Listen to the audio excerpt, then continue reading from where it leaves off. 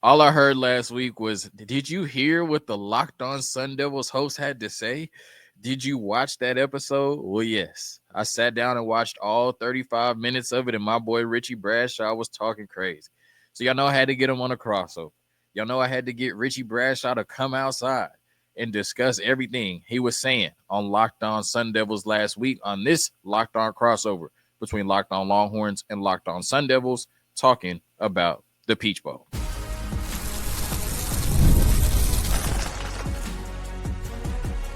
You are Locked On Longhorns, your daily podcast on the Texas Longhorns. Part of the Locked On Podcast Network, your team every day. Another Locked On crossover for you. The Texas Longhorns, Locked On Longhorns host Jonathan Davis, and the Arizona State Sun Devils, Locked On Sun Devils host Richie Bradshaw. Texas, the team that was supposed to be here. Arizona State, not so much. So much to discuss on today's episode of Locked On Longhorns and Locked On Sun Devils. And I know Longhorn fans, they've been waiting to hear from Richie Bradshaw, right? They listened to his episode last week. He had a lot of horns down, a lot of comments. They was telling me, Jonathan, did you hear what he said? Did you see his episode? So we got Richie to come outside, and he's going to discuss some of those comments on this crossover today. Once again, the Peach Bowl between Texas and Arizona State. So much to discuss over the first three segments. And I know, Richie, we never really got to work together thus far in terms of our time on the network because Texas was in the Big 12, and then Arizona State was in the Pac-12, and then Texas moves on to the SEC, and then you move on. Arizona State moves on into the Big 12. But I just want to ask you before we get into, the subject matter of Texas, Arizona State, and this matchup on New Year's Day in the Peach Bowl in Atlanta, what has this season been like for you? Right, because you talk about a program like Texas where the expectations are sky high every year, right? It's conference championship, national championship every year. Whereas Arizona State, you talked about it on your episode, they were picked to be bottom in the Big 12 this year. Vegas had them set around 4 or 5 wins. And now they are in the college football playoffs as one of the 8 teams remaining that can win a national championship. So what has this season been like for you in terms of covering this team that you've talked about? Everybody overlooked. But, through unity, right? Togetherness, just friendship, grit, all of that, they now, once again, are one of the 8 teams remaining vying for a national championship. It's nothing short of magical to see this team so quickly turn things around. The standards that we have in Tempe for ASU, we go bowling more often than not. We're used to 8 to 9 win seasons, get us a 10-win season every once in a while. Let's compete. Let's have a good time. A lot of people have said that Arizona State University, with majority of their athletics, they've been called the sleeping giant for a long time. The Phoenix area is one of the biggest metropolitan cities in the country. ASU has everything to offer. They've got just about every sport, including like women's rugby and stuff like that. So, I mean, if ASU doesn't have it, you don't need it. With all the resources at their hands and so many boosters ready to jump in, it's just been a matter of time until everything finally culminated and came together for ASU. But no one thought it was going to be this soon. When Kenny Dillingham comes to Arizona State and he says, "Hey, we're going to activate the Valley. We're going to get everybody in on this program in ways that we should have been able to do years ago." We were all really excited and we all believed him. We all bought in. But this was a coach that was taking over for a team that was still dealing with NCAA sanctions from the recruiting violations committed by Herm Edwards, Antonio Pierce, and the previous staff during COVID-19. And this is supposed to be at least a 3, maybe even a 4-year project to get ASU back. So for them to turn the corner this quickly really shows you how important and how fast everyone is bought into this culture that he has set and that the players have from there executed and created. ASU has had, I think, almost 30 kids from this year's roster already confirmed that they will be returning for next year's roster too. So you're looking at sustained success for ASU as long as everything stays in touch. And I mean, this is a really good team right now. They're a very special team. I'm really, really excited about them. Real quick to address that one episode that everyone found. Oh, I think that no. was I have comments written down. okay. I have comments. I watched all 35 minutes. Don't worry. I'm going to give you every opportunity to address a lot of things you said, but Let's I just do want it. you to finish. Okay. If you're finished with the soliloquy about Arizona State, you know what I I'm think I'm saying? good. That's great. I think I'm Special good. team, but they're about to run into some dogs, you know what I'm saying, on Wednesday, but we'll see what happens. And very, very, very big dogs. Right. Exactly. So, you know, it's rare, very rare that I'll ever sit down and listen to a whole Locked On episode, right? And you know what I mean? I love everybody on the network. Everybody does a great job. But it's just very rare that I'll sit down and listen to a whole episode, right? Mm-hmm.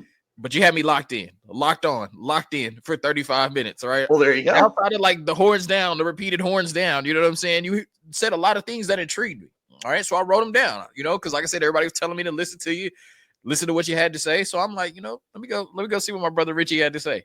And I thought you had some really intriguing comments, brother. So, you know, Longhorn fans wanted you to come outside. You know what I'm saying? And one thing I want to say is I do appreciate it because I've talked to so many hosts this year that's like, yeah, Texas is going to kill us. Yeah, Texas is going to blow us out. Yeah, Texas is going to run all over us. And you're like, no, Arizona State absolutely can win this game. Arizona State absolutely has what it takes to win this game. So I appreciate it that you're just not doom and gloom on that other side. But like I said, I appreciate Hopeless you. Now you need to optimism. come outside and address some of these comments. So the first one you said, the first one I have for you, you said Texas has not played up to their level of competition or talent this year. So what do you mean by that? Can you clarify that? And what do you mean by that? Yeah.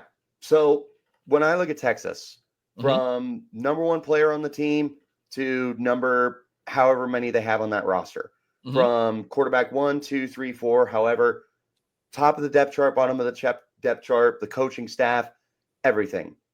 Texas to me should be at least the second best team in the country. And I don't really know who stacks up to them in terms of that talent, that coaching, the fan base that is bought in and everything. But I feel like watching them this year, I was left waiting for them to just blow the doors off of everyone. And I felt like most of those games should have been 20 to 30 point wins.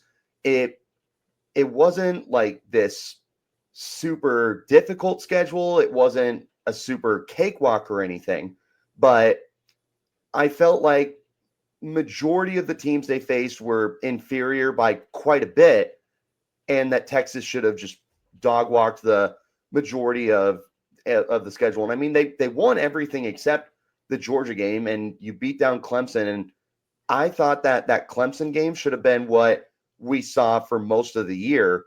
And there were still some warts in the game, but I just, for me, what I meant by that was this Texas team, top to bottom, I don't know how many teams should compete with them. I just feel like their wins should have been more dominant. I don't think they should have lost very many games this year, which they didn't. So that's all I meant by that. That was not supposed to be slanderous at all. You're good, bro. You're good. You're good, Richie. Some of the other stuff keep the energy, Richie. You're good. Let's keep the energy. You know what I'm saying? What I'll say is that my argument to that is we all know it's hard to win in football, right? It's hard to win in football. They beat Clemson by 14 points, right? Texas has 12 wins this year at this point. 12 wins, including the Clemson game, and 2 losses. So they're 12-2 against Georgia. 11 of those wins have been by double digits. So my argument would be they have beaten teams the way that they've beaten Clemson. Now, I get that you could say this Texas team maybe should have beat everybody by 20 to 30, maybe. You know what I'm saying? But it's hard to win football games. I look at this team as a team that is here as one of the 8 teams remaining that can win a championship. And once again, outside of the Vanderbilt game, has beaten every other team by double digits, which I think you may be undervaluing a little bit, Richie. So I'm going to say that. The next thing I want to talk totally about. Fair. And Vandy is sneaky. So I don't think that's a bad thing at all. They beat the Bama teams this year. Right. You said Texas in Atlanta is going to get hit harder than they've been hit in years. I just want to let you know that this is a team that over the last 3 years has played Alabama twice and Georgia twice.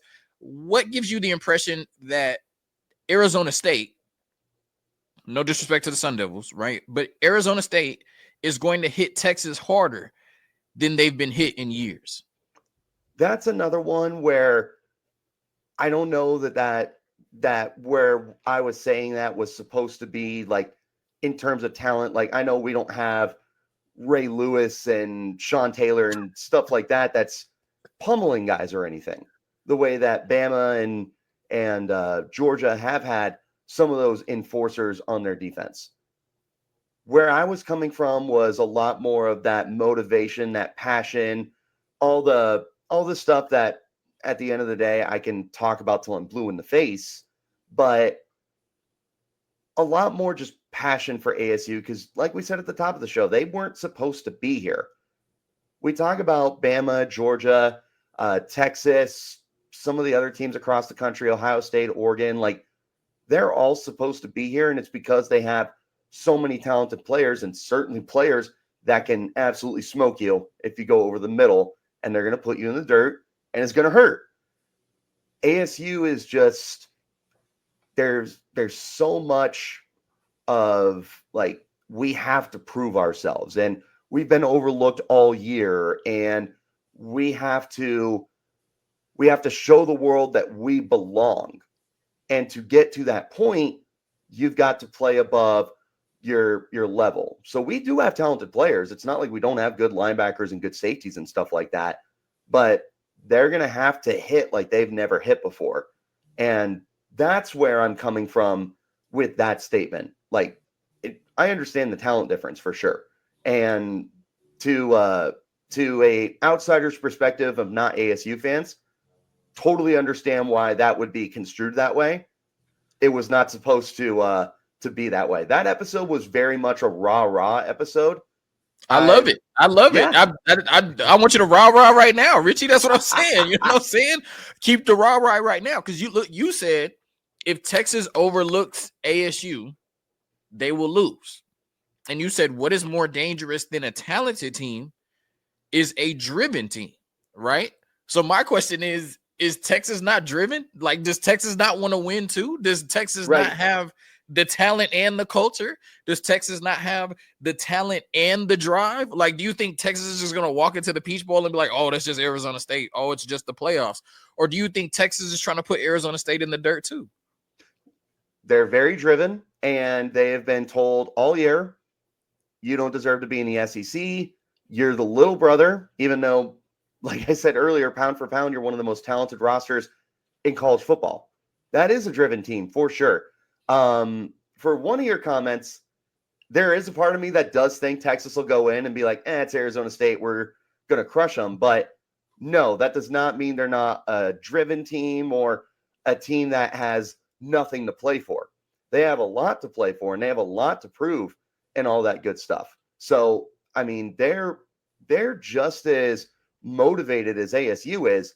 It's different motivations where Texas is trying to prove like, hey, we are heavyweight contenders. We need to be respected as such. ASU is more trying to prove like, hey, we are an up-and-coming program. This is not a Cinderella team. We demand the respect that we have been very patiently earning this year. The AP voters, which is a whole other rant, have just been so lukewarm about giving ASU the love that they deserve. 2 losses this year. One of them was without Sam Levitt, but a loss is a loss. You won't hear me argue too much about that. Like, it is what it is. I don't like moral victories or anything like that. Wins are wins, losses are losses at the end of the day. So ASU has just been overlooked all year long, which has led to their motivation. But no, of course, Texas has a lot that they've been playing for as well. Right. I think at this point, both teams are 3 games away from winning a national championship. I think motivation and drive is everybody's trying to hoist that trophy at the end of the year for sure. So great stuff from Richie thus far on this Locked On crossover. I guess great stuff from both of us. You know what I'm saying? Even though I've been more in interview mode, in terms of Richie. Next, we're going to talk about the quarterback situation, right? We're going to talk about the quarterback situation. And there's been some comments from the ASU side, but you talked about Sam Levitt. Sam Levitt came out and talked about Quinn Ewers. So I'm going to get your thoughts on that after a quick word from our sponsors in a break real quick. All right, today's Locked On crossover between Locked On Sun Devils and Locked On Longhorns is brought to you by Rocket Money. If you're watching on YouTube, you can see the overlay on the bottom of the screen. Did Rocket Money help you find any subscriptions you forgot about or that you were paying for twice? That definitely happened to me. I had a few subscriptions that I didn't even realize I was still paying for, and Rocket Money made it so easy to track them all down. It's like having a personal assistant for your finances. Rocket Money is a personal finance app that helps find and cancel your unwanted subscriptions, monitors your spending, and helps lower your bills so you can grow your savings. It brings everything together in one place, whether it's subscriptions, your spending habits, or even the goals you want to hit this year. Rocket Money has over 5 million users and has saved a total of $500 million in canceled subscriptions, saving members up to $740 a year when using all of the app's premium features. Cancel your unwanted subscriptions and reach your financial goals faster with Rocket Money. Go to rocketmoney.com/locked on today. That's rocketmoney.com/locked on. rocketmoney.com/locked on. 3 times the charm, isn't it? All right. All right, bringing Richie Bradshaw back in, Locked On crossover. Jonathan Davis, Locked On Longhorns. Richie Bradshaw, Locked On Sun Devils. So there's been some talk, all right? Not just on Locked On Sun Devils, but there's been some talk. And I do get the feeling that, like you said, this Sun Devils team feels like they're overlooked. They have that chip on their shoulder, right? Everybody's like, oh, you're going to get killed against Texas. And they're like, no, watch this, right? And not only did Sam Leavitt come out, which I thought was interesting, because normally, especially from the quarterback position, we usually see guys that are like, very PC, very press conference answer, very politically correct. They usually don't give bulletin board material, right? And he comes out and he's like, I've been watching Quinn Ewers and I'm going to prove to the world that I'm better than him. Right. And everybody's like, whoa, you know what I'm saying? Whoa. Like, I know you did an episode on Colin Simmons. Colin Simmons reposted it on Instagram. So obviously, if he wanted to send a message, he did. You know what I mean? Like mine? No, the Sam Leavitt's comments. Okay, I was going to go, oh my God. No. That's terrifying. No, Colin Simmons reposted Sam Leavitt's comments on his Instagram story. I gotcha. Right. And then on your podcast, you said that Sam Leavitt is better than Quinn Ewers definitively. So you agree with him. You know what I mean? Mm-hmm. So my question is, what are your thoughts on the comments? Not, if you think he's better or not, but what are your thoughts on ASU coming out with the bulletin board material? Then you also have Zach Swanson, right? The former, I believe that's his name, the former Texas player that said they wanted this matchup, right? He was told he would never play by the Texas staff, and he's been looking forward to this matchup. So what are your thoughts on like that bravado, that chip on that shoulder, that edge that's coming from this ASU team that's like outward with the, we want to play Texas and we're going to shock the world mentality? What are your thoughts on that? I think you got to have the confidence and tell yourself, so real quick, like you said, there's definitely like press conference answers that you give where it's the right answers, but like you said, you're not giving bulletin board material and stuff for guys to post on their Instagram stories and quote on Twitter and be like, okay, yeah, we'll prove it kind of thing. And Quinn Ewers isn't that guy. So I love that his teammates are doing it for him and just kind of hyping him up of like, yeah, no, you're going to learn who Quinn Ewers is really, really quick. And I am a huge Ewers fan, but I'm just, when I look at Sam Leavitt, it's a whole other thing. But as far as the comments, I was taken off guard because Sam is a very confident player, and he's been very outspoken this year about how he plays football, how he prepares and everything like that. But he hasn't really put himself on a target board and put himself right on the bullseye nonetheless. But here he is doing it, and like, it excites me. I haven't addressed it yet on my show.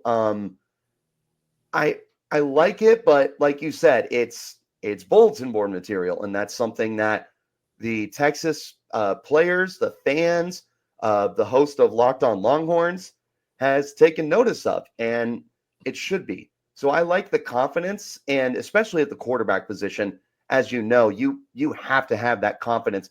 I'm the best guy on the field. I'm the best guy in the league, all that, or else you're just not going to be able to play at a level that you need to be able to play at to beat the teams that you need to beat, or you're supposed to beat, or you're supposed to upset, or anything like that. I appreciate his swagger, his confidence and everything, but it's like you said, it's not something that you typically see at a press conference. So let's see how it holds up for him. It's one thing for Locked On Sun Devils to say it. It's another thing for Sam Levitt to say it. Yeah, I think the interesting thing for me regarding those comments is that there hasn't been like this national debate between Sam Levitt and Quinn Ewers, right? It's not like a Patrick Mahomes and Josh Allen or a Josh Allen and Lamar Jackson where they're constantly being pitted against each other. And it's like, no, I'm going to show you I'm the better one. Like, there hasn't been a ton of talk around Sam Levitt and Quinn Ewers. So it's like, where is this coming from? Like, where is this thought that I'm going to show the world I'm better than Quinn Ewers coming from? Is it because of what Quinn Ewers was rated? Coming out of high school? Is it because coming into the season he was a Heisman candidate and one of the top quarterbacks in the draft, and Sam Levitt hasn't gotten that respect necessarily? My only concern is I love it when players tell the truth, right? Like he's telling the truth. You know what I mean? Like, yes, he could come out and give us a PC answer, but he's saying what he feels, and I respect that, right? That's why we put the microphones in their face. We ask them to tell the truth, and we shouldn't penalize them when they do that. My only concern, if I'm an Arizona State fan, is this offense runs through Scatterboo, right? Scatterboo is the best player on this team. The best path to victory for Arizona State is for Scatterboo to run the ball and control this game, right? I would be concerned that Sam Levitt is coming into this game and trying to make it Sam Levitt versus Quinn Ewers rather than Arizona State versus the Texas Longhorns. To counter that first point real quick about no national narrative about Ewers versus Levitt, a huge part of that, and especially going into this game, if it was something that ESPN or Bleacher Report wanted to discuss, they would discuss it. We would see those articles of like, who's got the edge, Quinn Ewers versus Sam Levitt. But a huge part of that is not a lot of people know who Sam Levitt is. And it's a lot to do with no one really knows too much about this ASU team other than Kenny Dillingham. You either love him or you hate him, depending if you live in Provo, Utah, or if you live in anywhere else in the country. And it's just a team no one really knows about. And, the hope is next year people will be more aware of ASU. That would just be my pushback on that. Is the reason why is no one really knows Sam Levitt. Like, sure, he's a former 4-star out of Oregon, but that's about the extent of what we know. Whereas Quinn Ewers playing for one of the best teams in the country, he's been the face of the Longhorns, or at least one of the biggest faces for 3 years now. So he just doesn't have the star power to earn that right, if you would. It's a really interesting situation. And I love the point of, is it going to be ASU versus Texas, or is it going to be Sam Levitt versus Quinn Ewers? That's hopefully not the way Sam goes into it. And like I said, Sam is a very confident player. He's very team-oriented and everything, but we've never seen him make a comment like that before. So it'll be interesting to see if that's where he is. I don't think it is, and I certainly hope it's not. But if that ends up being the case, then that's something that could go against ASU. Cam Scatterboo, like you said, he has been the force of ASU all year long. There was a reason that he was 5th in Heisman voting, and he's been one of the best stories in college football as a former player who only had one offer from Sacramento State, goes to ASU, and in 2 years, he's an all-time Sun Devil. It's remarkable. But what we have seen this year from week 1 to the Big 12 championship is teams have said, and albeit they've failed, hey, we're going to take away Cam Scatterboo. We're going to stuff the box. We're going to take him away. We're going to limit him at a minimum. You're going to have to beat us with your arm. First month and a half, yeah, Sam Levitt couldn't do that. So thankfully, Cam Scatterboo was just able to overcome and achieve. Over the last month and a half, Sam Levitt has said, okay, I take that personally, and he's dominated. 16 or 17 touchdowns against 1 interception over his last 5 games. Against Iowa State with a good secondary, he lit him up. and that was without Jordan Tyson, who was leading college football in receiving yards for like the last month and a half to 2 months or so of the regular season. He's gotten much better as a passer and much more confident. The development from week 1 to the Big 12 championship, I've said this many a times. If you showed me that in week 1, what he did in the Big 12 championship, I would have assumed that was a year or maybe even 2 years down the road. I would not have seen where he has gotten to that point as quickly as he has. So I do think that Cam Scatterbo is number one priority every single week. But unlike the beginning of the year to where we are now, Sam Leavitt is more capable of winning games with his arm. But we also have not seen a defense like Texas. So is that going to hold up?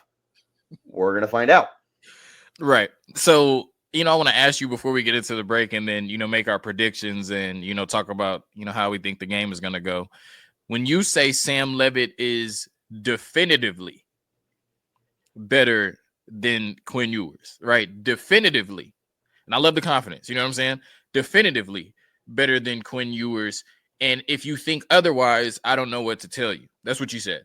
So do you think that it's more about Sam Leavitt being underrated or Quinn Ewers being overrated, right? Because you went through the stats and the stats were about the same. Obviously, Quinn Ewers is a little bit more turnover prone. Yeah, I was very hyped for that, and then I looked and I was like, okay, that did not back me up the way I thought it was going. Right. So is it like Sam Leavitt?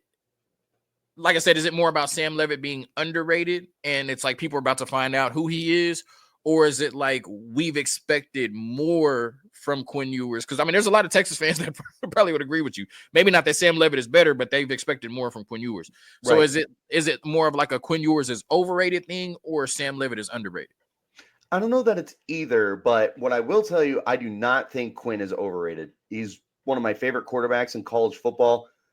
I know the injuries have unfortunately really slowed him down, and that breaks my heart because I love watching Quinn Ewers. But I watch Sam Leavitt, and what makes the difference for me, I think we have seen the best from Quinn Ewers, and it's NFL level, and he's a very good quarterback, and he can win you a national championship. He was a handful of plays away against Washington from going to play Michigan, and I think they would have stacked up better against Michigan with a better defense, but that's neither here nor there. He was right there, and he's got the chance to be able to do it again this year. He's a very, very good quarterback. But like I said, I think we have seen the best from Quinn Ewers.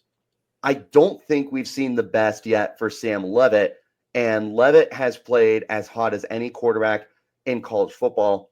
And I've said this many times before the rah-rah episode that the Longhorns fans caught. I don't think you can name 10 quarterbacks in college football that have been playing better football than Sam Leavitt over the last month and a half to 2 months of the year. And could he just be playing hot? Sure, he definitely could be. And he might get a very humbling experience against Texas, and that wouldn't be out of the realm of possibilities. But what I have seen from him is just so beyond special and something that ASU fans haven't seen in literal decades. And I don't think he's done growing. And I think that we're just going to see him continue to get better. So when I say definitively better than Ewers, it is projection for sure. Because again, I'm saying that Leavitt isn't done getting better. He very well could, or he just got hot at the right time. I just have a lot of confidence that there's more here to see. But I do love Quinn. That was never a shot at Quinn. It was always a praise of Sam Leavitt. Was never supposed to be a shot. So if it came across that way, that's my bad, Longhorns fans. I love Quinn Ewers. I will die on that hill defending him. One of my favorite guys. You probably love him more than the Longhorn fans do. I might. You probably love him more than the Longhorn fans do. You know what I'm saying? Quick. The way you was talking about being scared of Arch Manning, they're all calling for Arch Manning. So you ain't got to apologize for what you said about Quinn. You know what I'm saying? They quick, probably feel the same way. What's funny for me is I love how quickly Longhorn fans went to defend Quinn when I was calling him out. And it made me think of when you're younger and you have a sibling and you bully your sibling and all that, but then only someone I can else talk goes to about. bully your sibling, and you're like, hey, Yeah. back off. Yeah, That's what it felt like. And I only we loved can it. talk about Quinn. You start talking about Quinn, and yeah. We gonna Exactly. And come I for you love for it. sure. That's the way it should be. For sure. All right, man. One last break from the sponsors, and then we get into the predictions, what we think is going to happen in this game, who wins the Peach Bowl to advance and face the winner of Oregon and Ohio State. Whew. Sheesh.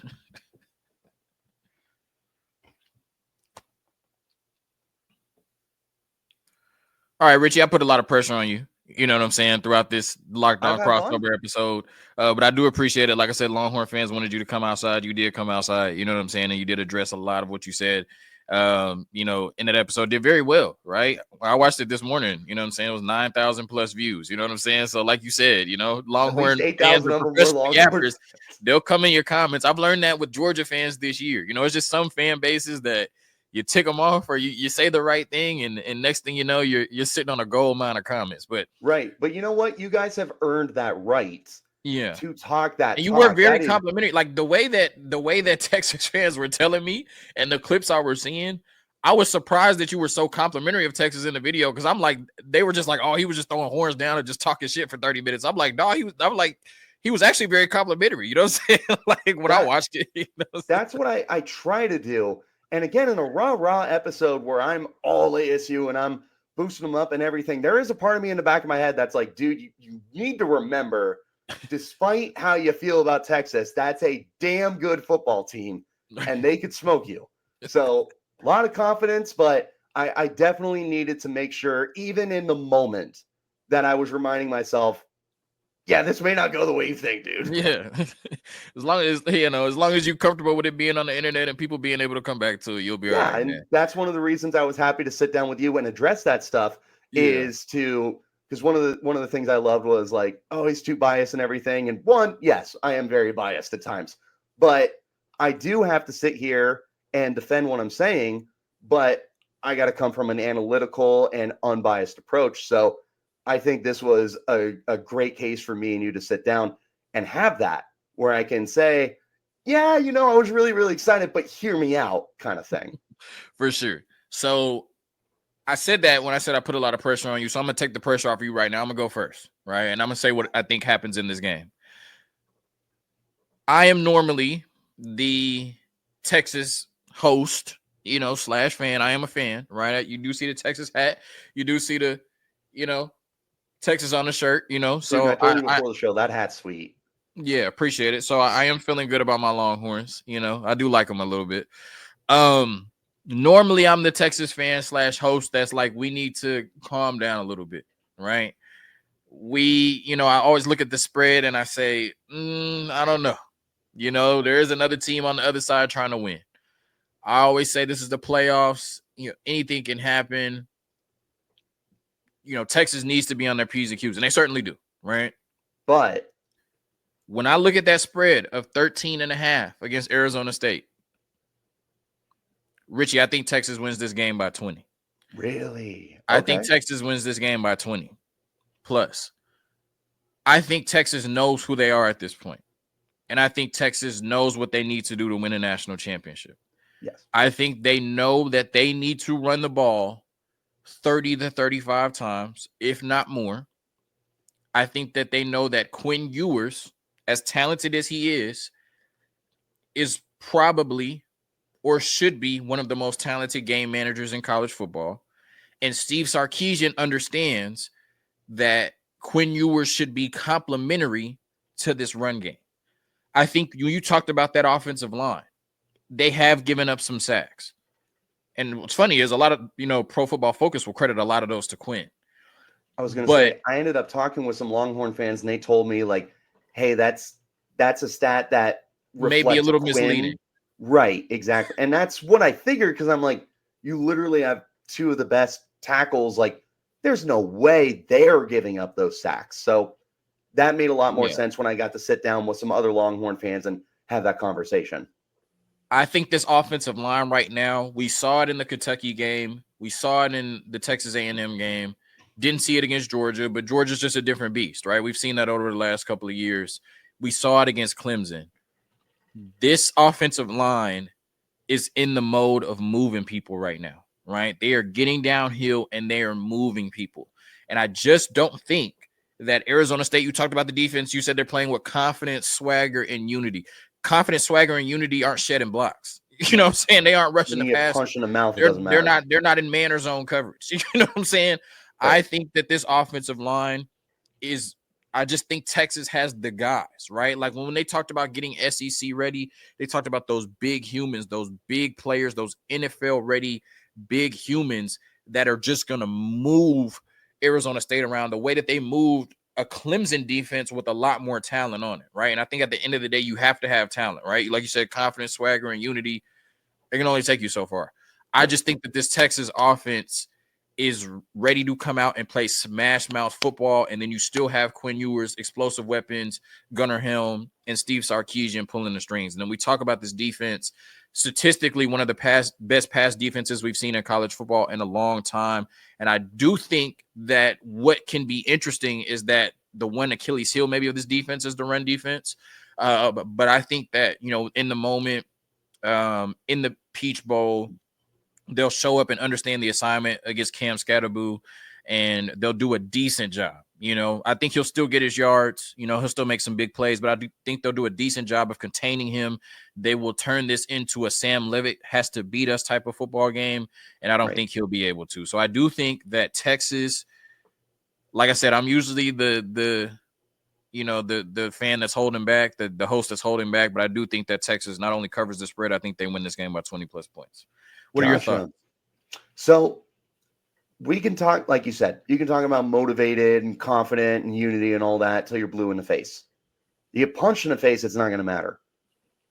That ASU team is still very talented, and there are players that could end up getting to that next level. I'm glad a lot of them are coming back, not just for the fact of ASU remaining competitive next year, but there are plenty of very talented players that who need another year, maybe even 2 years if they've got it to get to that point, and ASU's coaching staff can get them there. Neither here nor there. But there is plenty of talent on this team. I love the interior of the defensive line. We'll see how ASU plays off the edge, and they are missing their star safety nickel defender, Shamari Simmons, for the first half of the game for a very questionable targeting penalty, and that's a big deal because he is one of the best edge setters that ASU has playing out of the nickel. But they've still got linebackers that fly to the football. They've still got more than quality edge rushers. No, they're not nearly as talented as Kelvin Banks and Cameron Williams, but they can still do their jobs well. And I have the faith and the confidence that they'll be able to step up and be a better run defense than Clemson was. And they've been a really good run defense this year. We'll see. Like I've said earlier, they've not played a team like Texas yet. And those are two borderline superstar running backs that complement each other. And there's a chance they both get to 1,000 yards this year. So I do believe that ASU can set that edge very well, not just with the unity, the confidence, and everything. There is really good talent. There's even better coaching for that defense. Offensively, if you're telling me Cam can move the football, that's got me more confident. I have not had a chance to sit down and look at like the box score stuff. Would obviously take that with a grain of salt. But as far as that secondary goes, yeah, that thing scares me. John A. Barron in particular, as an NFL draft fan, I love him. He's very quickly going up my board. One of my favorite guys in the draft. I don't know how ASU is planning to attack this secondary, considering you don't have Jordan Tyson. But what I would expect is, even with a definitively less talented receiving core compared to that secondary, you're going to see Marcus Arroyo and Kenny Dillingham find ways to scheme up guys to get open rather than relying on them to get open individually. Could they? Sure, of course. They're still talented players, but this is going to be much more of a scheme-driven game for ASU on both sides of the football to beat Texas. You don't match up with them. If you turn on college football 25, Texas 95, ASU and 85, like there is a big discrepancy that we are all aware of. It's going to be a scheme-driven game for ASU to win the game. And of course, as an ASU fan, I am taking ASU to win. It would be really close. Either way, I think ASU confidently covers 13.5. I have my own feelings about it, but our good friend Spencer McLaughlin from Locked On College Football put it perfectly. You can call it disrespectful if you want. At the end of the day, there's a reason why it's that big, and it's because Texas has earned it and ASU has not earned it. Call it what it is. I think ASU, if they win this game, it's going to be close. They could definitely lose. I just don't think it's by 14. I think that they're going to play much better than some of the other guys that you've played this year. And I mean, that's me speaking highly of the team. And I've been wrong many a times, and I'm not done being wrong. But that's kind of where I'm at with this game. I'm taking ASU.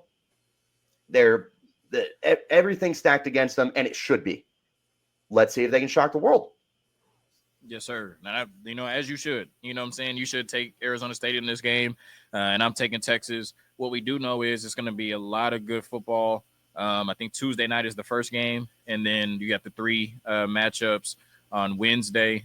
Very good round, and then we move on to the round of 4, and then, obviously the national championship. But, like you said, Arizona State's played a lot of good football to get to this point. Texas has played a lot of good football to get to this point.